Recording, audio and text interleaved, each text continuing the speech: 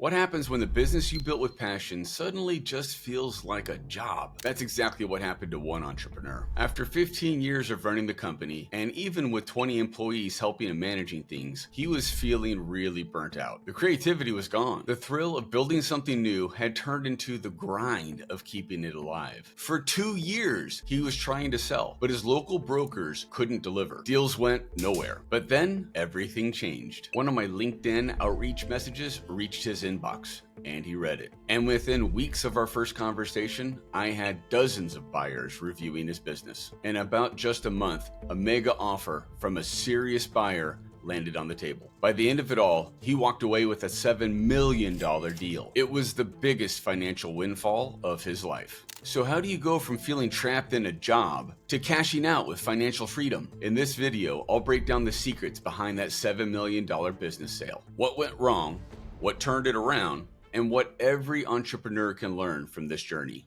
Hi, I'm Nate Lynn. I sell companies like realtors sell homes. Specifically, businesses where the owner runs them remotely, like e-commerce, technology, internet companies, and professional service firms making anywhere between $1 to $30 million a year. I've been selling companies for over a decade, and in the last few years, I've sold 20 companies for over $121 million.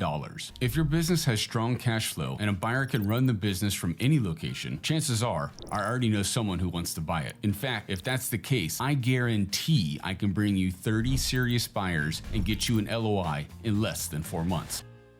The story starts back in 2008 when this entrepreneur launched his company. It was a brick and mortar business based out of the Midwest. He had office space and a large warehouse for distributing his products. By 2010, he carved out a niche in the security industry, selling cameras, DVRs, and related security products. The model was straightforward: sell to professional installers and direct to consumers. With time, as his sales and profits grew, so did his team, up to 20 employees. He had built a loyal customer base who repeatedly bought his products, and his operations were going smooth. From the outside, it was definitely a success story. But as the company expanded and grew, so did the pressure. Even with managers in place, he wouldn't stop to take a rest. He admitted he was a bit of a control freak, carrying the constant weight of making the next big push. Know anyone like that? What started as a passion had turned into what he had called a job. He described to me his motivation for selling. He called it entrepreneurial manic depression. Every time the sales were high, he felt unstoppable.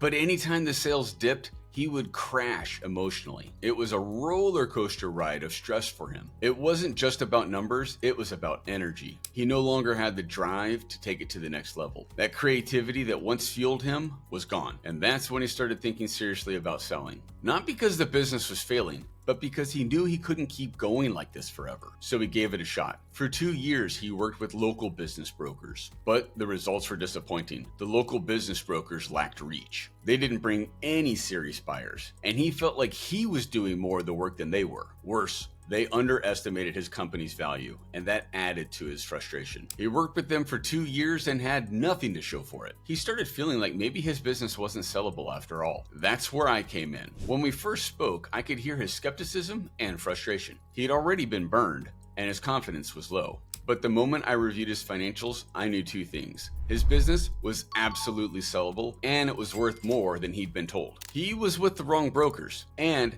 they didn't have the global reach of buyers that I do. I told him I thought his business was worth about $7.5 million, and that changed his perspective immediately. I explained to him how I have a massive network of buyers that I've accumulated over a decade, and they have deployable funds ready for acquisitions. For the first time in years, he felt like there was actually a path forward. So I told him, you run the business. Once we kicked things off, the results spoke for themselves. In just a week, I had 59 buyers signing the NDA and reviewing the deal. I personally managed 187 email threads and conversations with buyers, so we were only going to talk with the most serious and qualified ones. And in less than 2 weeks, we had a letter of intent at 97% of our asking price. After years of failed attempts, this one was the real deal. We had a call on a Friday, and by Saturday morning, we had an LOI in my email. He told me later he had to read the offer multiple times just to believe it. And that's the difference my process makes. At the most recent International Business Broker Association, with over 3,000 business brokers from around the world,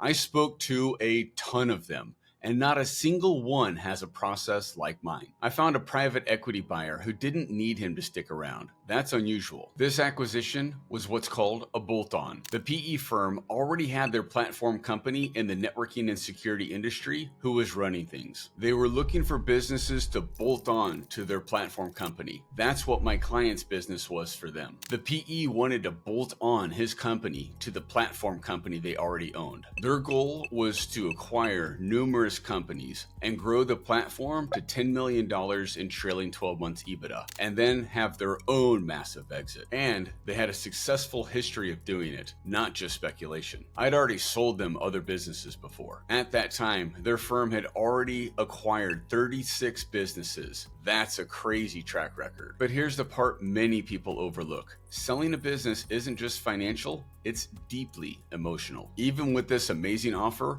and many other offers, this entrepreneur backed out not once, not twice, but 17 times over the process. And I get it. When you pour your life into something, letting go of it isn't easy. Even though he was burnt out, he was still scared of the change. And he wasn't sure what he was going to do next after he was out. And that's where my role goes beyond being just a broker.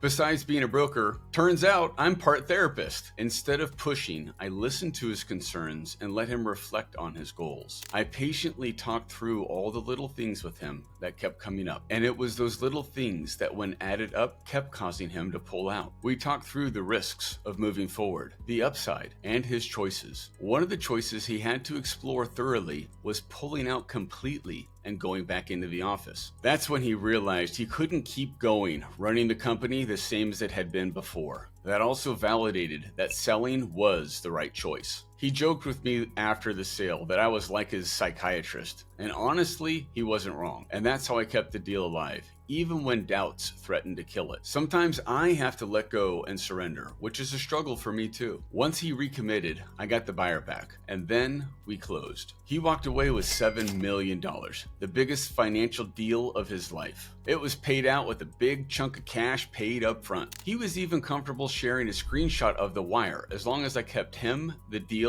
and his company confidential. He also got a massive salary for a couple of years after the sale, with almost no work hours involved. This was at his request, so he had some reliable income for a while after the sale so he could figure out the next chapter of his life. And there was some seller financing involved, which is pretty typical for deals over $1 million. He opted not to take equity and ride along with the PE firm to get a second bite of the apple when they sell the whole thing later. You know the very first thing he did with that money? Paid off his house and cleared all his debt. Years of financial pressure gone in an instant. He described the feeling as relief and security, something he hadn't felt in a long time. But more than that, it gave him financial freedom and time. Time to decide what's next, and freedom to either buy something or build something new. All of that he could decide on his own terms at his own pace. That's the moment I live for in these deals. See, I remember the moment I had that financial freedom and time. And I choose to be a business broker, not because I have to, but because I love this. And I love to see these moments for my clients. I checked in with him recently, and he told me the buyers have done exactly everything they said they would, including paying the seller finance. Many sellers only look at the cash at closing and dismiss the seller financing, thinking they'll never get it. But that's short-sighted. The bigger the deal, the more likely there'll be some structure in it. That means some part of the deal is structured to pay out over time after the initial closing, like seller financing, or when the seller holds, aka retains, some equity over 3 to 5 years with the buyer as a minority partner, and then they sell it again and they get a second bite of the apple. So what can you take away from this? Here's 4 lessons. Lesson number 1, don't assume your business isn't sellable. He thought so and still walked away with $7 million. If your business is at least 2 years old and the cash flow is growing, I can sell it. Lesson number 2, reach matters. With 59 buyers reviewing the deal, competition drove price and speed. I have tens of thousands of buyers with deployable funds looking for deals. Lesson number 3, selling is emotional. What's the emotional reason behind your desire to sell? If you will share that with me, I can help you achieve the financial goals and the emotional state that you're seeking. Lesson number 4, don't wait until it feels like a job. The best exits happen when you and your company still have energy, not when you're burnt out. This deal is just one example of what's possible when you run the right process with the right buyers. I've personally sold over 20 deals in the last few years with a combined worth of $121 million.